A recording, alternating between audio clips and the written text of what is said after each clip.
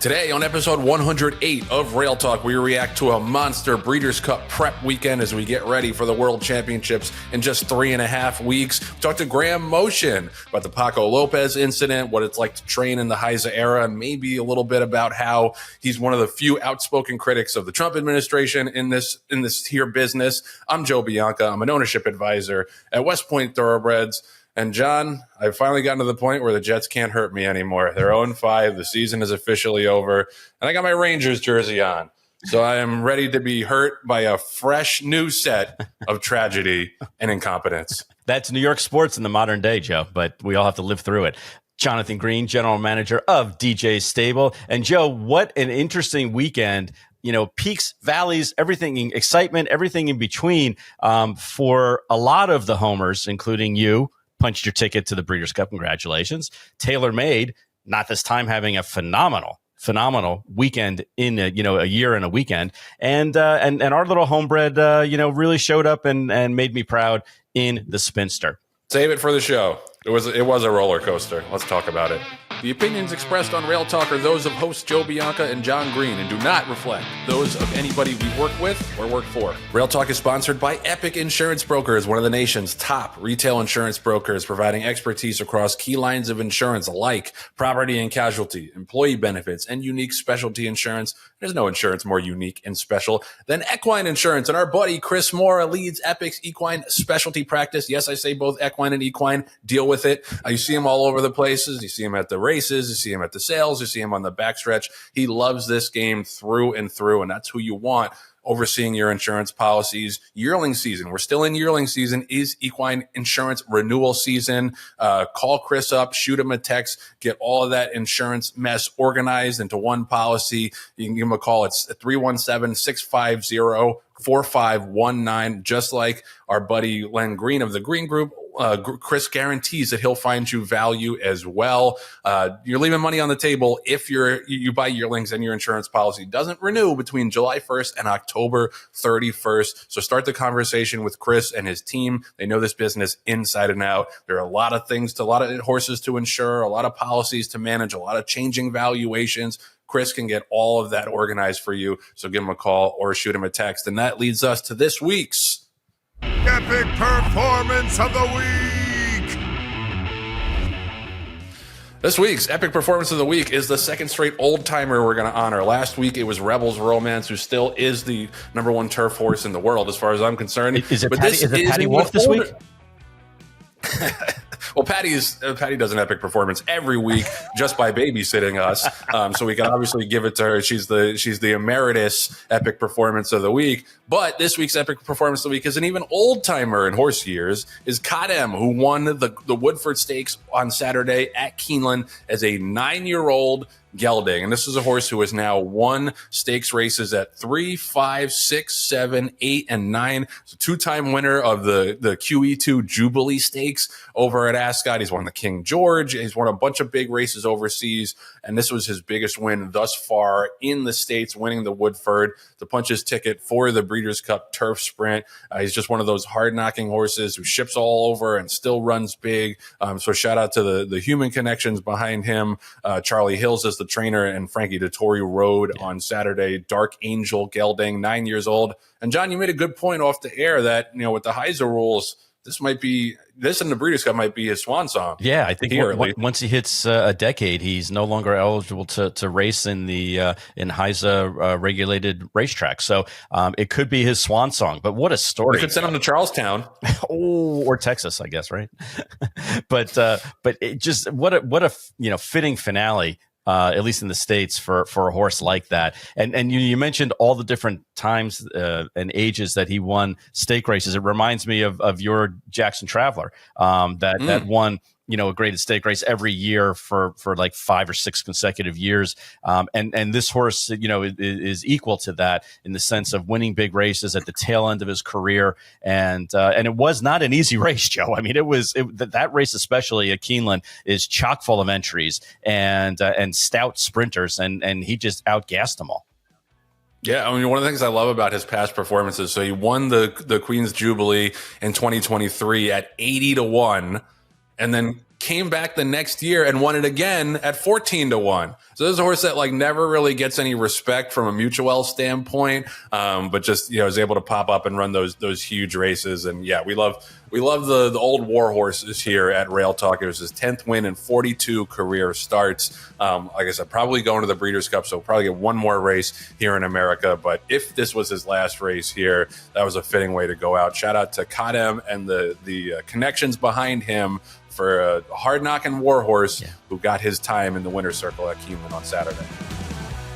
All right, so it was a massive weekend of racing on all coasts, but mostly at Aqueduct and Keeneland to prep for the Breeders' Cup. The Breeders' Cup fields are pretty much all set. The pre-entry should be out in about 2 weeks or so, and we'll obviously have much, much more Breeders' Cup content and previews and discussion as the weeks go forward. But let's talk about the races over the weekend. There were big ones in pretty much every single division. There's lots to discuss. I guess we'll start with the home team report. Just get it out of the way early. John putting his thumbs up because he knows that everybody comes to hear us talk about us and what we're self-interested in. We'll start with the one Breeders' Cup ticket that was punched between West Point and DJ over the weekend, and that was Intricate Spirit, who won the Futurity on Friday at Aqueduct. And again, not to make it all about me, but I hadn't been in a winner's circle photo since Sandman and the Arkansas Derby. That's almost 6 months. And, I don't want this to be a sob story, but in all seriousness, like when you're in a position that I'm in and you're going to the races and you're traveling a bunch and you got a bunch of partners with you all the time and they're really excited and then the horse doesn't win, they look to you for an explanation. Like it's all relative. So I don't want to complain like I work in a sweatshop, but it is the hardest part of the job to kind of manage that disappointment. You put a lot into it, a lot of emotion, a lot of energy, a lot of miles into getting to these races. And then when they just don't win, it wears on you. And so it was a very, very satisfying win on Friday with Intricate Spirit. He ran great. He got taken to by the Wesley Ward horse for the first quarter of a mile, but he and Joel Rosario were able to settle back a little bit off of that pace after that and come get him in the stretch. And just a super, super nice 2-year-old colt by Complexity, whose horses, again, seem to all be able to run. So he'll go to the Breeders' Cup Juvenile Turf Sprint. Congratulations to the partners. And Miguel Clement as well, who also punched another ticket that same day with Bodas in the Pilgrim.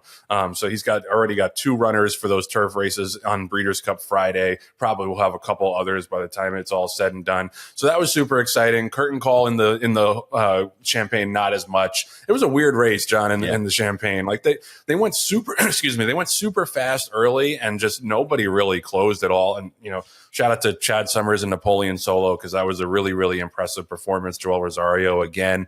But I just felt like nobody else really ran in there, including Curtain Call. It was a very fast track. They ran 107-4 for 3 quarters, which was just, when's the last time you saw that in an Aqueduct dirt race? For 2-year-olds. Especially going a mile. Yeah, for 2-year-olds. So that was, So that was a little bit of a confusing race. Curtain calls all good back at the barn. We'll give them a little bit of a break and figure out what's next over the winter. Obviously not going to go to the Breeders' Cup off of that. It was a bummer, the Ewing scratch on Saturday. That was a real dagger. I'll let John talk more about that and about Nitrogen. But yeah, that's bad timing. Had a knee chip, in case you haven't heard.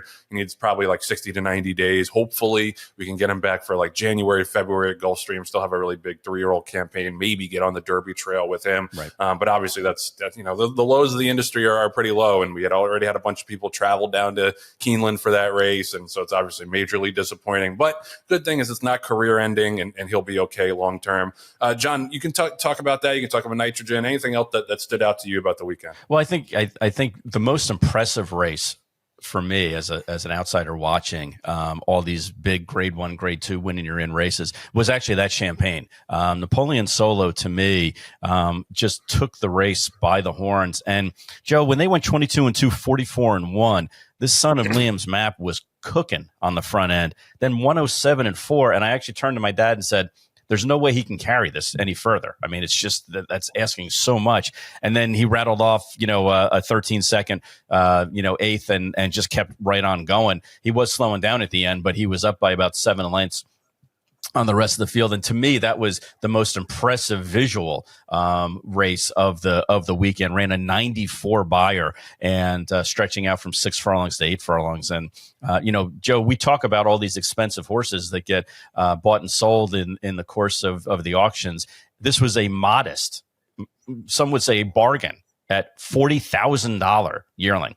$40,000 son of Liam's Map, who stands for 40,000. So, kudos to Gold Square and Chad Summers for picking the horse out. He's now undefeated in 2 races, both by widening margins.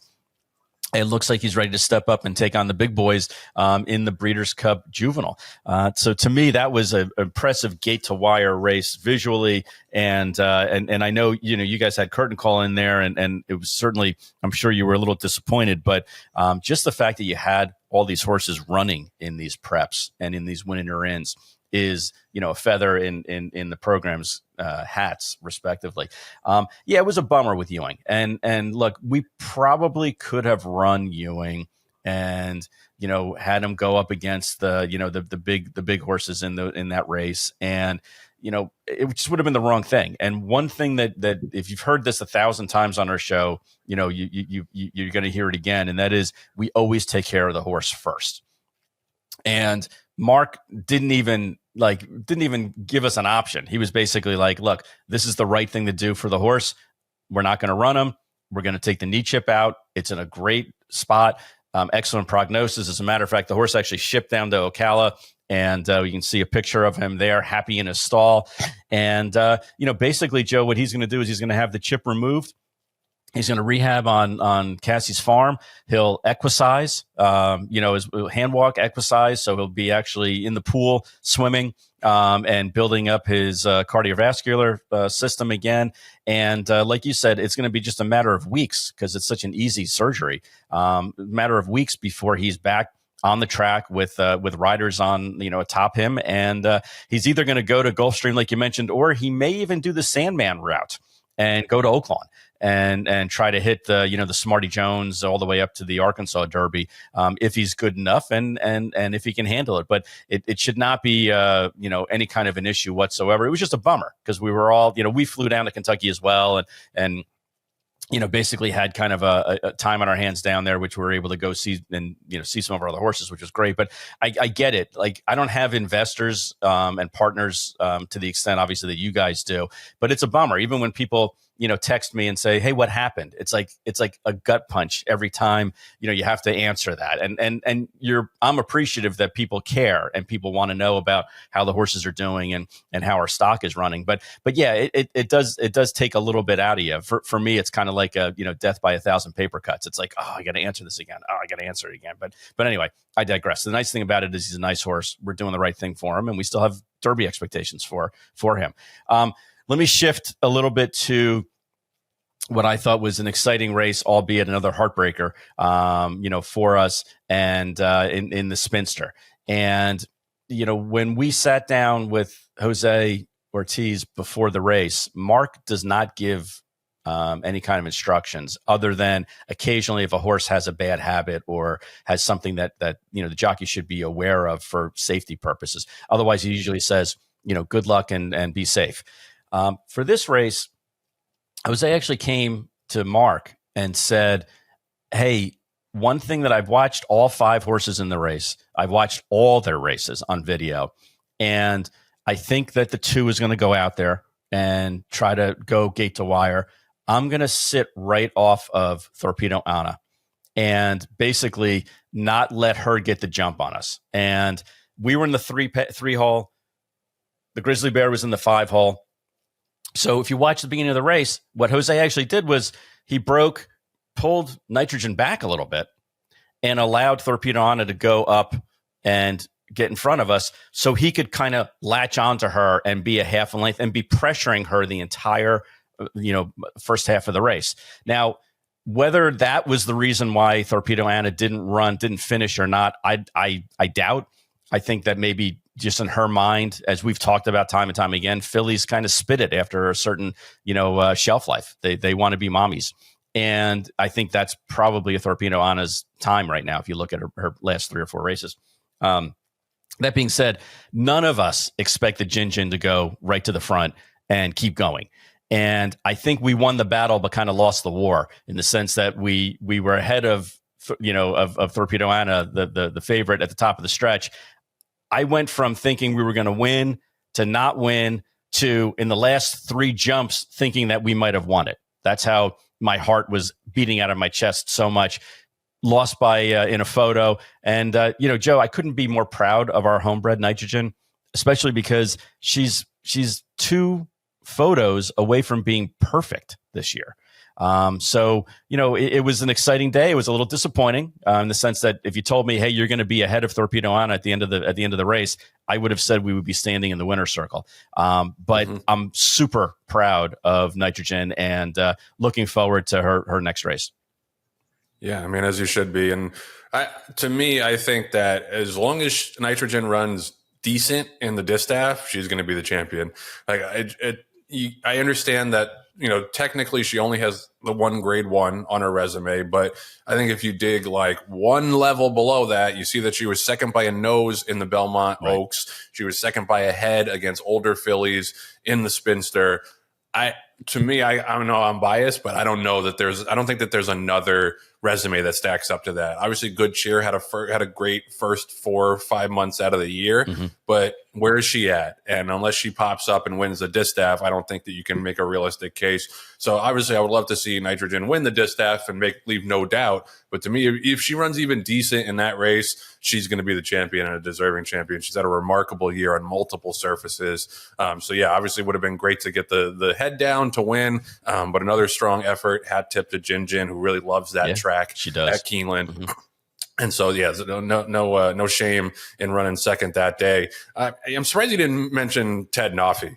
That was another extremely impressive performance in the Breeders Futurity. I don't know what was going on with the betting in that race, but blackout time was 3-2. Yeah, it was 3-2. Right. The horse was 10-1 morning line. You want to say, okay, that was a little high. The horse was 3-2. Kept getting bet and ran second. So I guess in one sense the money was right, but I was stunned, and because I didn't use that horse in any of the multis, I'm like, Jesus Christ, this is going to be a they knew situation. Knock out all of my tickets, but Ted Noffey was just a little too good, and to me is clearly the top 3-year-old going into the juvenile. I don't know if Brant is going or whatever Bob Baffert horse is going to end up out there, but to me, Ted Noffey looks like the kind of horse who's going to be like 6-5, 7-5 in the juvenile. He's just been incredible so far. One other result I wanted to mention, and to me it was one of the most fitting results of the day.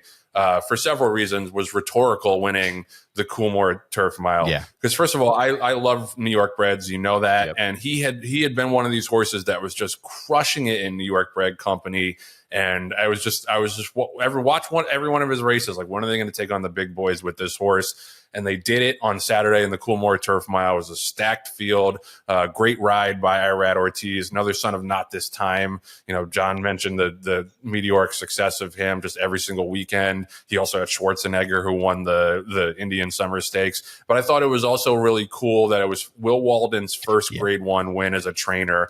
And it was on Stable Recovery Day. Right. There was the big tribute to Stable Recovery. And if you'll remember my conversation with Frank Taylor on this show on Breakaway, actually, about the Stable Recovery program and how it helps people struggling with addiction and trains them with horses, and most importantly does job placement coming out of the program and the success that they've had in turning people's lives around. It's one of the most remarkable stories in racing and one of the most worthy causes to get behind. So they did all the tributes all day to that. And then Will Walden, who had personally struggled with drug and alcohol addiction, he connected with Frank Taylor, and Taylor bought 10 horses for him, and that kind of helped Will Walden along in his training career. And it was a great interview with Andy Biancone, if you want to go check it out after the race, where she talked to him about what it meant to win his first grade 1, especially on a day like that.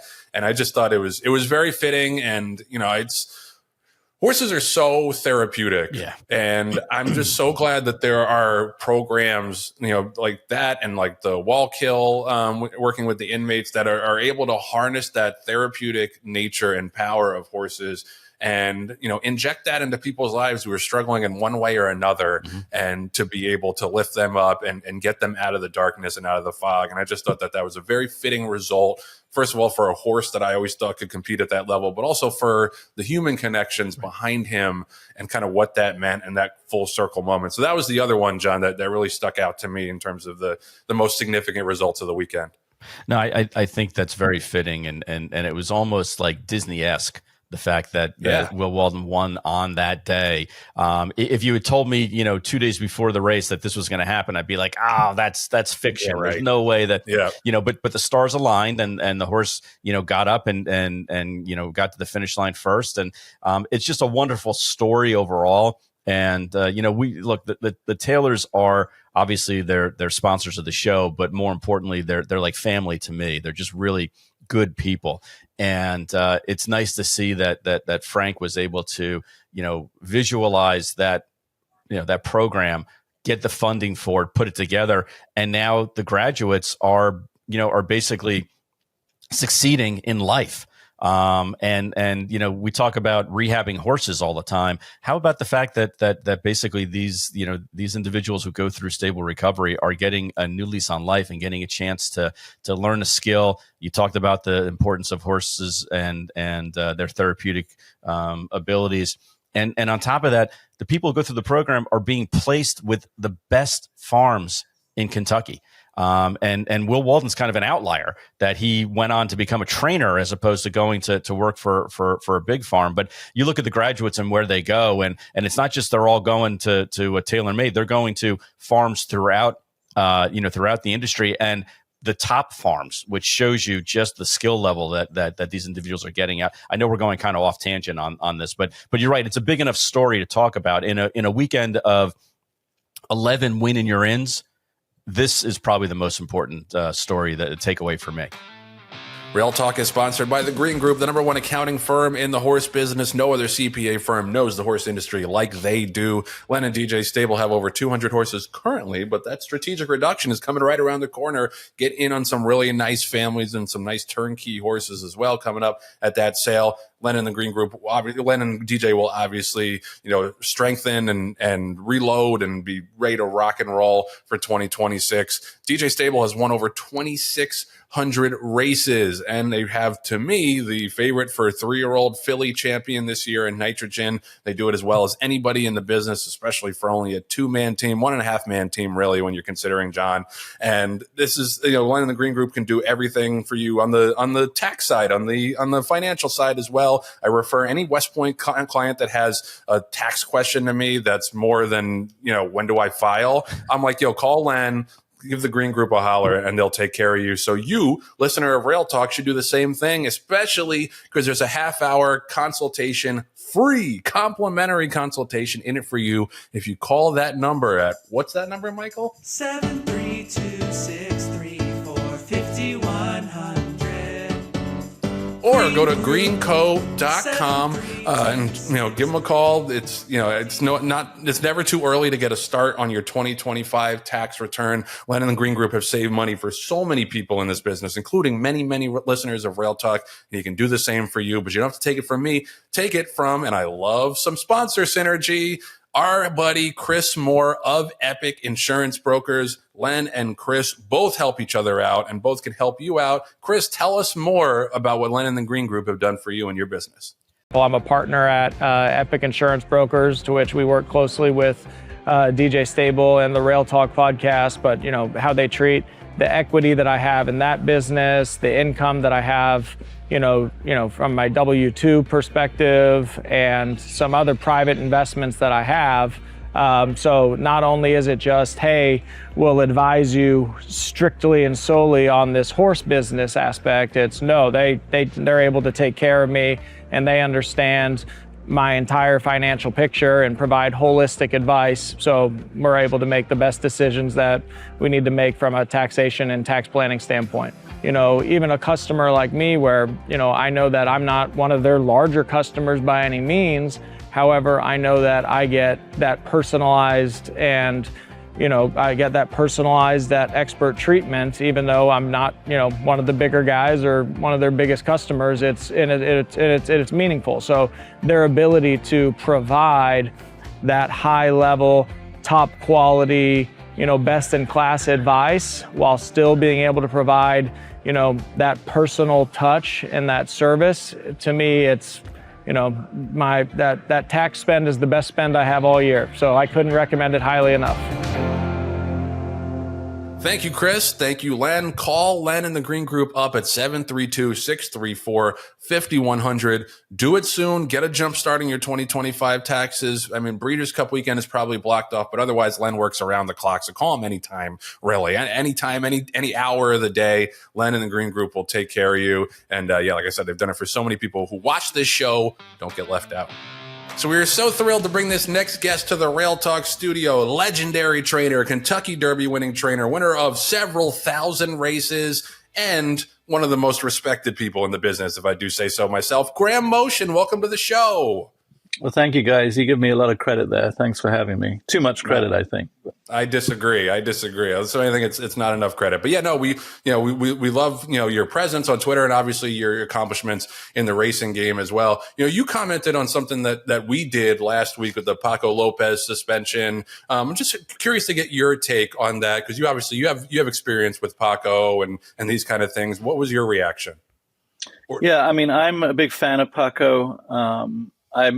It's not like we haven't had our issues over the years. Several years ago, I didn't ride him for a long time just because he'd ridden very aggressively against me. But listen, that's his style. I just thought you guys kind of nailed it. I'm a little bit surprised that everyone's coming out, not to stand up for him, because I get it to a degree. But, when you get suspended and you're on probation, you better be careful, right? So I'm sorry for Paco. I feel like he got himself in a tough spot, but he should have been more cautious about it. And maybe it's just something he can't get around. Maybe he's going to come out of this 6 months as a better rider, right? Because to me, the very best riders in the game over the years, like I think of an Eddie Delahousie, are the guys that you barely notice they use a stick, right? Mm-hmm. And we had to have stick rules. I know the jockeys struggle with it, but we had to, in this day and age, we had to have stick rules. It just had to happen. Yeah, and we talked at great length about HISA implementing the crop rule and the number of strikes, and I understand from the jockey colony they're coming back now and saying, why is it 6? Why isn't it 10? Why isn't it 12? Whatever. Why can't we raise our hand over a certain part of our body? And you try to explain that it's the optics more so than anything else. What do you think, if anything, we need to do with the crop rule? Do we need to tweak it? Do we need to reconsider it? Or do you feel like that HISA has it right the way it is right now? Look, the fines are harsh, but how can they not be? I mean, if we're going to enforce it, the fines have to be harsh. And I think it's just putting us on a level with the rest of the world. I mean, tell me if I'm wrong, but my impression is that this kind of puts us on the same level with Europe and everywhere else in the world. Yeah, it had to happen. It was a bad look. I mean, I've struggled with it for years, to be honest. Yeah, no, I mean it's tough because the counterpoint to that as well. You got to educate people about the crop, and it's like you don't have time. You don't have time to do that when it's a first time race goer to get into all of that. And I just think it's something you have to manage if there's not a perfect rule. Graham, I want to ask you about the HISA era in general when it comes to training, when it comes to medication, because I think you're one of the guys that has had so much success, but there's never even been a slight whisper of you taking an edge or anything. But you've had to go against those guys, and maybe not so much with your turf horses, but I'm sure you've gotten beaten in the past by Jason Service and Jorge Navarro and guys that you knew were doing something unseemly and against the rules. Anecdotally, just as a handicapper, as an observer, I feel like I do not see the implausible results the way that I used to in that era. But you tell me, as someone who saddles horses every single day, how do you feel competitively now versus pre-HISA? So I think we have to remember that the reason HISA came along is because basically we were a rudderless ship. For so long, nothing had been done. Nothing had changed with the medication rules. Every state was different. When we run at Fair Hill, every weekend we're running in 3 or 4 different states with different regulations. So something had to change. Now, certainly there's some criticism that some of these rules have gone too far, but it was necessary. And I agree with you. I think certainly we have a different playing field. Look, I was stabled next to Jason Service. I was constantly beaten by him in races. I think there was always suspicion that those guys were up to something. I didn't run against Jorge Navarro very much, but the things that he came out with were so negative for the game. Some of the things he said about how he treated horses. Yeah. This is a privilege to do what we are doing. Training horses is a privilege. I feel so lucky to do what I do. Yeah. And Graham, you've been on the cutting edge as far as training on different surfaces, on establishing your training facility. Let's talk a little bit about that, because it seems like the rest of the industry is kind of catching up now of your innovations. Yeah, I mean, it's funny. Listen, when I started at Fair Hill 25 years ago, it was kind of unfashionable to train in a training center. And I almost feel like it's gone the other way now. At Fair Hill, we have a synthetic. We actually just replaced it. So we have the latest form of tapeta. And for me, for my grass horses, it's a no-brainer to train them on the synthetic. We're also lucky at Fair Hill now. We have a really good turf course, which is going to be a huge tool for us going forward. But yes, I mean, I think the factor out there about synthetic tracks, whether you like them or not, they are a safer surface. Yeah. So there has to be a place for them in our sport. I'm not saying that we should be 100% synthetic, but they are proven to be a safer track. And I prefer to be able to use them in the morning than have to train all my turf horses on the dirt. Was that something you adopted from overseas that you brought here? Because it was a very unique strategy, like you said, 2 decades ago. No, not really. I mean, to be honest, I had very little experience in Europe. I moved here when I was 16. I spent one summer with Jonathan Pease in France. But when we first came to Fair Hill, we had a wood chip track. Right. And I'll never forget, my first horse I ever ran the Breeders' Cup was Better Taught Now.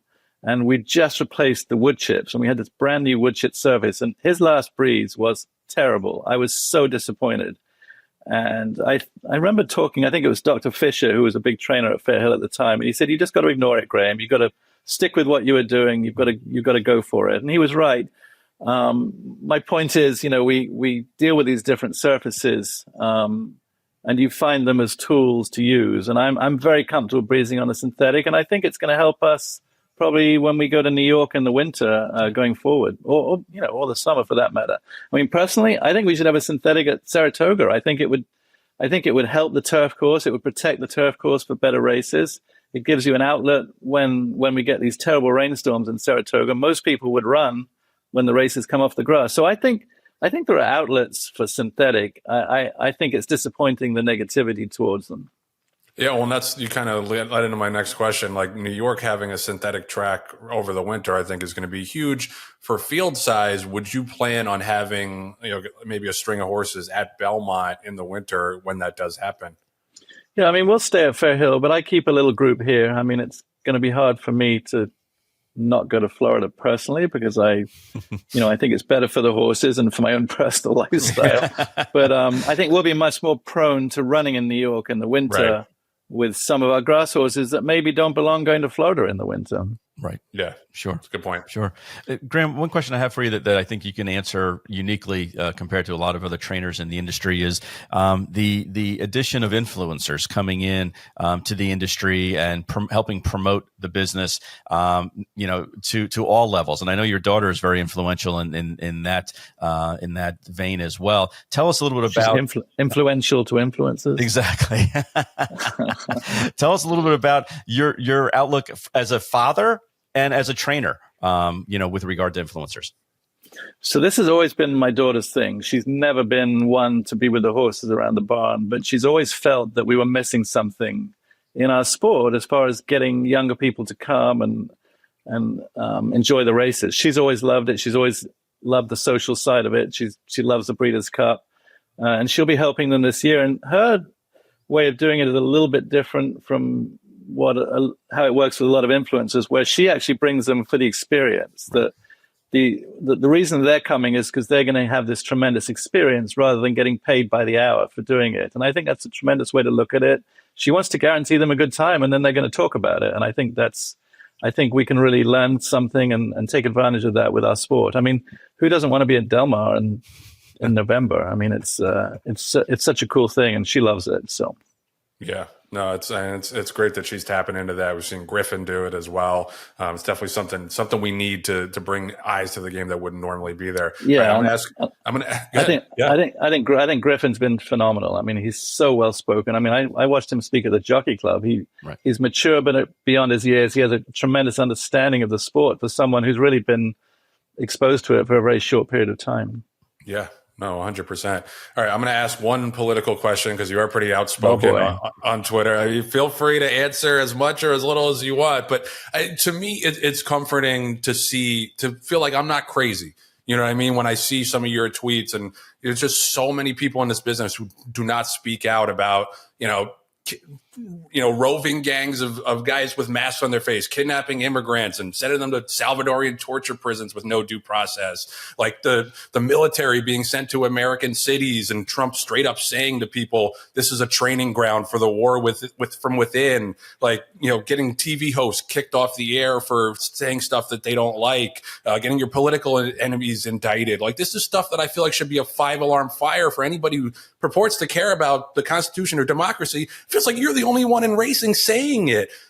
First of all, why is it important for you to say this stuff? And then secondly, do you feel like there are more people who want to speak out but don't feel comfortable in such like a MAGA heavy industry? Yeah, no doubt. I mean, I think we are, a Republican leaning industry. Look at the results from the September sale we just had. I mean, that's a lot of that is because of this budget bill from Trump. So short term, is that great for our sport?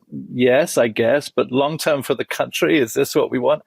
I get pulled up on Twitter for not being American. I get told to go home. I get told to, if you don't like this country, go home. Stick to horse racing, which I never understand. So by having an opinion, I'm not sticking. I don't get the stick to horse racing, stick to sports whole scenario. That is the most ludicrous answer. I, as an immigrant, somebody who's lived the American dream, I own a house in Florida, I own a home in Maryland. I have lived the American dream. I feel like I probably feel more strongly about it than some people that have grown up here and who have had this amazing country to live in. I love this country. It's given me everything I have. It's given me my family. I could never have trained racehorses in America. So maybe I feel more passionate about it because I'm not from this country. I am a citizen. My wife's a citizen. I have 2 very American kids who have also benefited from us living here. So maybe that's why I feel so passionate about it. I don't know. No, I think that's such a good point, that like you had to do the work to come here. You want to see it improve and live up to the ideals that we all profess to have in this country. I think that's 1,000% right. And stick to sports, stick to horse racing. All it ever means is only say things I agree with. That's all it ever means. It's absurd. And I struggle with it on Twitter. I try not to follow as many political people as I used to, but I also have 30,000 people that follow me for whatever crazy reason, whether they hate what I say or they love what I say. So I have a voice, and I feel like that's what it's there for. And I don't understand why people aren't speaking up. I get the immigration thing. I totally get it. We go out of our way to try and get all our guys on visas and actually get them green cards. But pulling people out of apartments with masks on and sending them off to countries that we don't even know where they're going, that's not America. That's more like going back to Nazi Germany. I mean, this is like secret police. This is not America. I'm sorry. Right. 100%. Yeah. And look, part of the reason why you have 30,000 followers is because of your stance like that. And I'm in agreement with you on that. Joe and I talk about it on and off the air. And just to pivot back to racing, I think part of the reason why you have 30,000 followers is because you win so consistently. You're at an 18 to 20% win percentage almost every year, since 2000, which is shockingly amazing as far as mathematically how close you are to your median win and win, place, and show percentages. What do you think is the secret behind that? Why are you so consistent at that 18 to 20% win every year and 45 to 50% in the money every year? Look, I think being at Fair Hill gives us an advantage, right? I'm not running in New York where it's or Kentucky even. I have an outlet for my horses. Not all horses that you get sent are New York or Churchill type horses. So I have an outlet for all my horses. I've had an extraordinary group of owners that have stuck with me for a long time. I mean, some of the owners I train for now, I have to pinch myself. I grew up watching their silks being used on TV when I was growing up in England, like the Wertheimers and the Niarchoses. I mean, I never imagined I would train horses for those guys. So look, I'm extremely lucky. I get sent nice yearlings every year. I get sent horses from Europe that are already made horses. So I think that helps all of it. And I have a very loyal staff who have stuck with me and, made Fair Hill our home. And I couldn't imagine training anywhere else. It's a top-notch operation for sure. All right, last question from me. You commented on the Paco Lopez thing last week, and you said you guys are spot on, but maybe a few less F-bombs. Listen, I'm open to criticism. I can take constructive criticism. I am from Brooklyn, so I slip back into it sometimes. Graham, give me some other words I can say instead of the F word next time to make it a little more PG. I had to give you a hard time about that. My mother was actually in the back room listening, so I was very conscious of it. Sorry. No, I had to give you a hard time. Good. I'm glad. If you got any other substitute words, stick with what you're doing. Yeah, exactly. Thanks, Graham. No, we genuinely appreciate it. Graham, one more quick question from me. When you're at the yearling sales or somebody is giving you yearlings to break and train, are there certain attributes that mean more to you than others? Is pedigree more important than physicality? Is it you want to have a bigger horse or you want to have a quicker horse looking, Speightstown-ish kind of horse? What is the prototypical picture perfect Graham Motion horse that gets you up in the morning and gets you excited to train? Wow, that's a tough one. I mean, I just got back from a sale at Goff's, which was fascinating. I don't do a lot of yearling sales. Jane Buchanan, my assistant, helps me a lot, but it was really interesting seeing a different type of horse in Europe. We actually bought a Starman filly who was probably my type of horse, a little bit more American build, but obviously turfy. I don't understand in this country why we're not going out buying turf yearlings. That makes no sense to me because the money in turf racing. Keep that quiet. We like to have that advantage.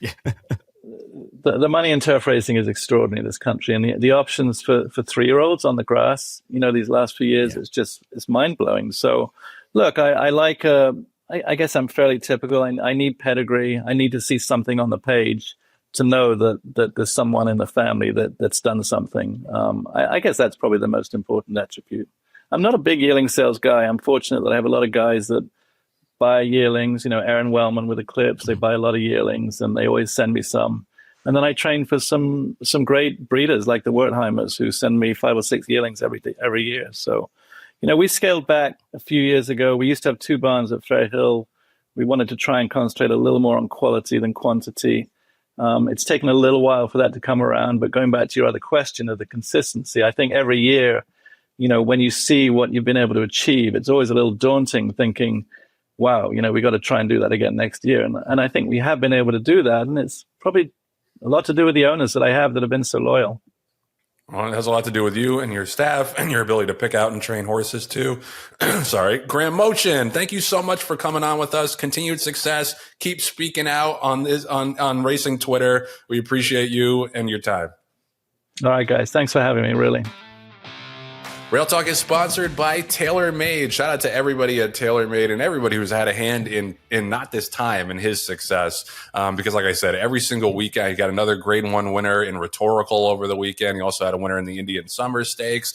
His horses can just do everything: short, long, dirt, turf, synthetic, run on Mars probably if you ship the horse out there. Not This Time is just the king. A top 3 to me, it's undeniable now. He's a top 3 stallion in the business, and he's obviously leading the list at TaylorMade Stallions. But they have a pretty awesome and I think so far underrated stallion roster behind him. Nick's Go, obviously represented by our beloved Ewing.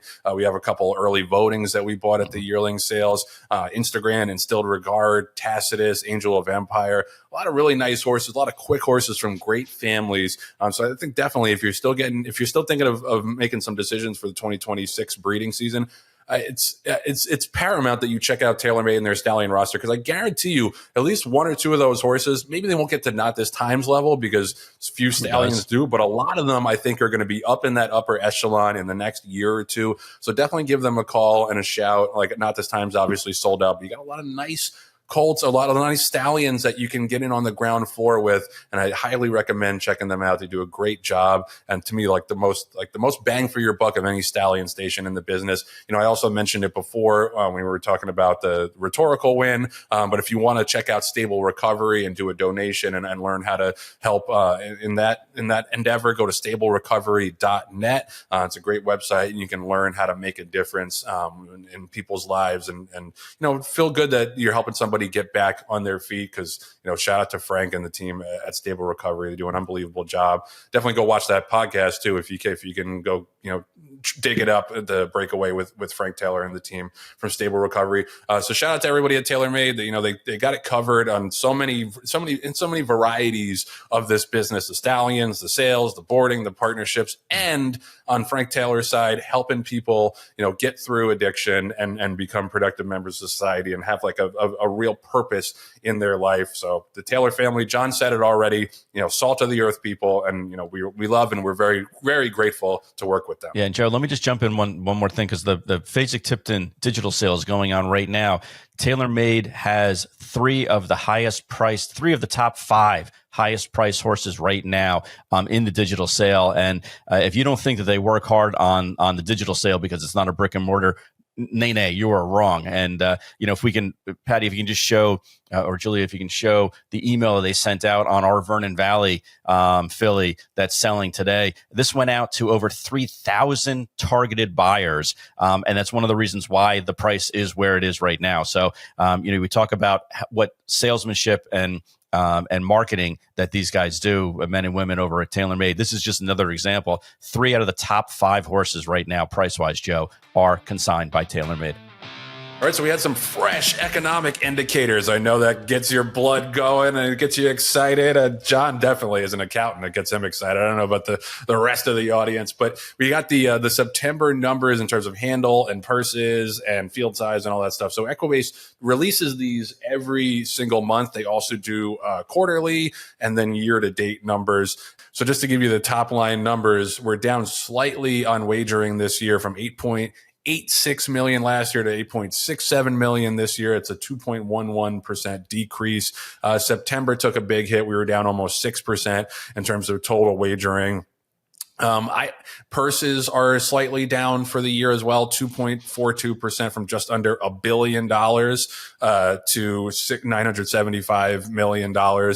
John, I understand like just the numbers are going in the wrong direction if you look at it from a top line standpoint. But if you look at average wagering per race day for the year, we're up 2.79%.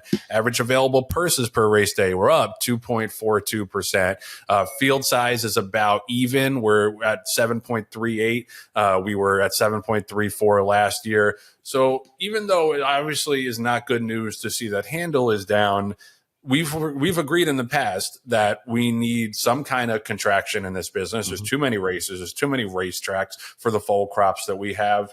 Obviously, we need to do better, but I think you got to look at the per race day numbers in addition to the total numbers. Yeah, the numbers are stark and cold and meaningless when you look at them, and unless you bring some context in, Joe. And I'm glad that you brought in some color onto what the numbers really mean. When I looked at it, my biggest takeaway was you look at the year to date 2024 versus 2025 numbers, which is what you were just quoting. Equibase also published, third quarter 2024 versus 2025 and September 2024, 2025. So you go from like a macro to more of a micro analysis of it. And my biggest concerns were that basically all of the numbers, no matter what time period you looked at, were down anywhere from 1% to 9%, depending on what measurement you were looking at and what you were looking to be measured. So, we talk kind of granularly about, the crop rule is something we need to look at, or the CAWs is something we need to look at, or the the crop size is something we need to look at, and all those are important. Don't get me wrong, but when I look at it, when I pull back and look at the entire industry as a whole, you go, oh shit, we're just kind of shuffling the deck here, as far as moving the chairs on the Titanic, and I don't quote self-proclaimed Commissioner Mike Rapoli too often. But he's right by sounding the alarm bell as far as, hey, as an industry, we're going down the wrong path and we need to make changes. Do I agree, with who he's pointing the fingers at as far as who's causing the most trouble or not, being flexible enough to be willing to change? I don't necessarily agree with that, but the message itself of, hey, as an industry, it's great that the sales are up. It's great that we had a phenomenal weekend of racing and all the winning your ins, and the Breeders' Cup is right around the corner, and the top November sales for breeding stock are literally within a month's range of now. All those things are really important highlights. But what it comes down to for me is the lifeblood of the industry, which is, hey, people aren't betting on our sport anymore. And no matter which period of time you look at, it doesn't matter. They're just not wagering as much for multiple reasons. And Joe, you're the gambler of the two of us, so you know much more. You're much more involved as far as what those reasons are. But I look at these numbers from Equibase, and it made me stop and say, oh, we're the numbers are playing out the way that we're kind of feeling, which is we're going in the wrong direction. Well, I mean, you mentioned the CAW thing like that.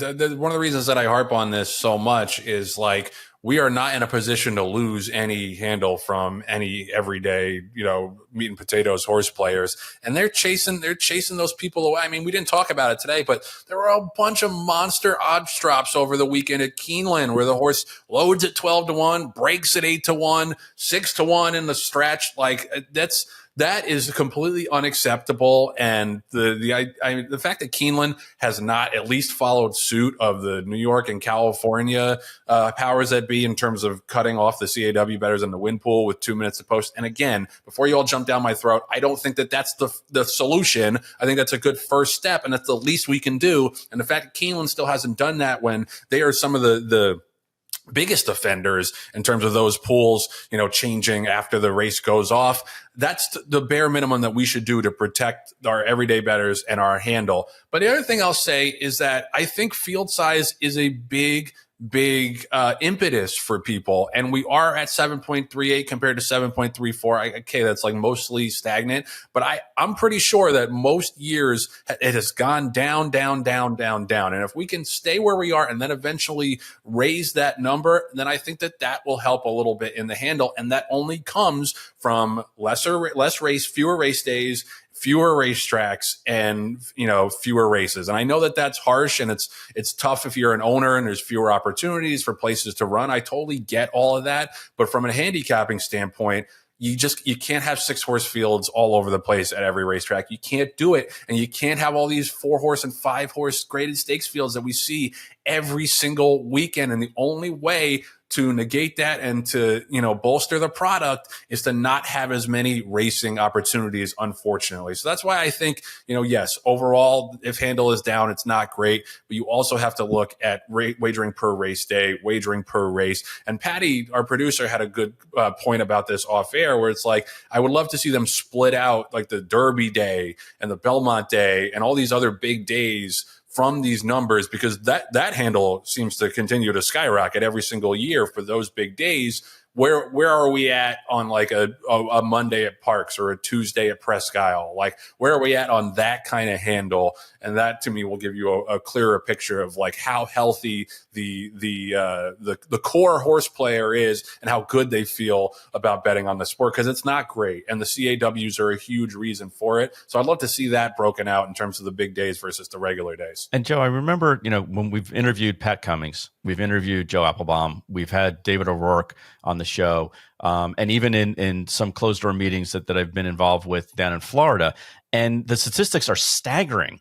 The difference between the percentage of increase of money that's wagered 5-horse field, 6-horse field, 7-horse field, 8 or above. I mean, it's staggering. It's like double-digit percentages each time you add one more horse, one more betting interest, and the horse can be 80-1. Doesn't matter. Yeah. Because when the race goes off, the horse will be 20-1 by the time it finishes. Exactly. But the point is, like, that one horse, that one extra entry that is in each race makes a huge difference in the pools. And that's that's still the fundamental problem to me, is that again, we don't have enough horses that are running. We have too many racetracks overlapping each other. We have too many condition books that for all intents and purposes, 50% if not more of the races you can overlap, and it's the exact same race within like a furlong of each other, right, distance wise.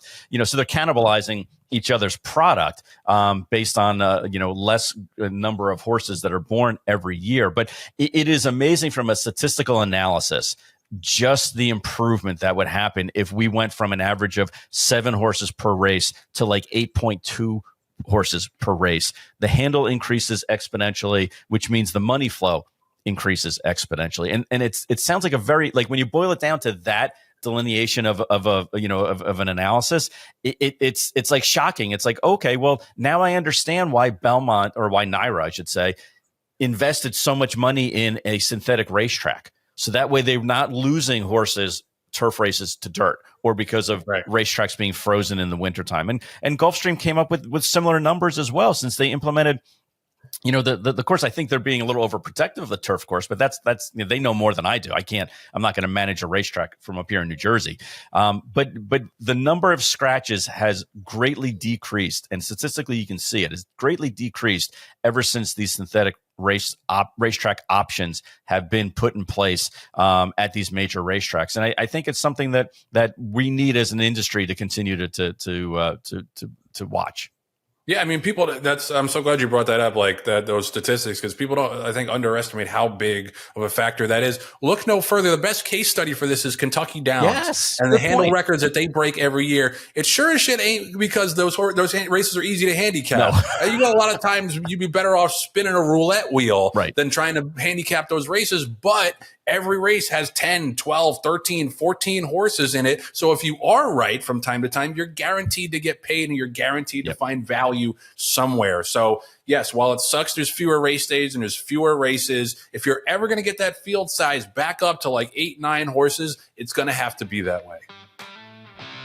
Rail Talk is sponsored by Facing Tipton. Lots of action going on right now with Facing Tipton. I do want to give a shout out to the Maryland-bred Nyquist colt, who led the way at the Mid-Atlantic Fall Yearling Sale last week. Sold for $370,000. That's a big number for a regional sale, and it really just continues the great success that Facing Tipton's had all year, all summer, all fall. And speaking of the fall, the catalog for the November sale is now available online. 210 main catalog entries and 3 supplements so far to the November sale, which obviously will be held Monday, November 3rd in Lexington, right after all the action of Breeders' Cup weekend. The single session sale will begin at 4 p.m. Go check out that star-studded catalog. Really one of the few like appointment viewing sales there are on the year, and Facebook does an unbelievable job putting that show on. Also, we have the bidding for the October digital sale is open. Not sure when the show is going to go out. We're recording this Tuesday morning. It's this Tuesday and Wednesday.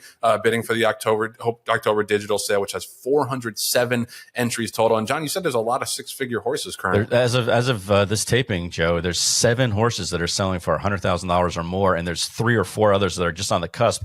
And the heavy bidding really goes on the day of the sale. So the horses that are selling on Wednesday, are up and coming price wise. Also, I wouldn't be surprised if this was one of the most successful digital sales going on. And then, Joe, the next one that they're offering is going to be in December. And historically, the December sale has the most entries out of all of the digital sales. So that's something to look forward to if you're looking to sell a 2-year-old turning 3, a broodmare that you don't want to put necessarily in a sale because you don't want to ship it.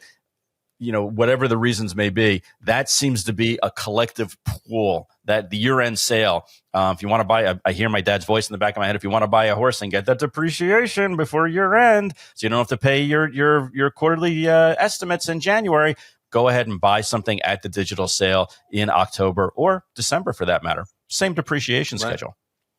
Len Green, a.k.a. Kermit the Frog, is always in John's head, apparently. Also, don't forget, next week we have the Saratoga Fall Mix Sale up at Saratoga on October 14th, and the Kentucky October Yearlings, October 20th through the 23rd. So tons of action, tons of different horses in the offing, on the schedule, in those catalogs for the Facing Tipton sales, both digital and brick and mortar. Go check them out. Learn more at facingtipton.com.